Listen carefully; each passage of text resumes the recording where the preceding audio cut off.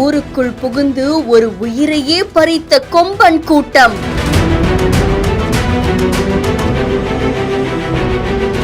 கும்கியை இறக்கி கொம்பனை விரட்ட தீவிர நடவடிக்கை.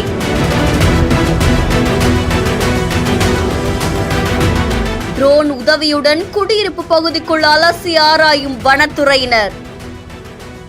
2 கும்கி யானைகளும் வரவழைக்கப்பட்டு காட்டு யானைகளை தேடும் பணி தீவிரம். நீலகிரி மாவட்டம் பந்தலூர் பக்கத்துல இருக்கக்கூடிய சப்பந்தோடு பகுதியில நேற்று முன்தினம் காலை நேரத்துல குடியிருப்பு பகுதிக்குள்ள நுழைந்த காட்டு யானை கூட்டத்துல இருந்த ஒரு ஆண் யானை அங்க இருக்க ஒரு நபரை தாக்குனதுல அவர் பரிதாபமா உயிரிழந்திருக்காங்க. இது தொடர்ந்து அந்த பகுதியில முகாமிட்டு இருக்கக்கூடிய காட்டு யானை கூட்டத்தை வனப்பகுதிக்குள்ள விரட்டுறதுக்காக முதுமலை புலிகள் காப்பகத்துல இருக்கக்கூடிய தொப்பக்காடு யானைகள் வளர்ப்பு முகாம்ல இருந்து வசீம், அதுக்கப்புறமா விஜய் அப்படின்ற 2 கும்கி யானைகள் வரவழைக்கப்பட்டிருக்கு. அந்த பகுதியை சுத்தி இருக்கக்கூடிய பல பகுதிகளில் காட்டு யானைகளை தேடும் பணி தீவிரமடைஞ்சிருக்காமா.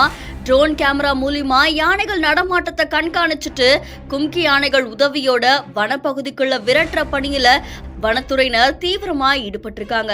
இரவு பகலா காட்டு யானைகளை கண்காணிச்சு வனப்பகுதியில விரட்டும் பணி நடைபெற்று வரதால பொதுமக்கள் இரவு நேரங்கள்ல வீட்டை விட்டு வெளியில வரக்கூடாது அப்படின்னு சொல்லியும், காட்டு யானைகள் குடியிருப்பு பகுதிக்குள்ள நுழைஞ்சா உடனடியா வனத்துறைக்கு தகவல் அளிக்கணும் அப்படின்னு சொல்லி வனத்துறையினர் பொதுமக்களுக்கு வேண்டுகோள் விடுத்திருக்காங்க.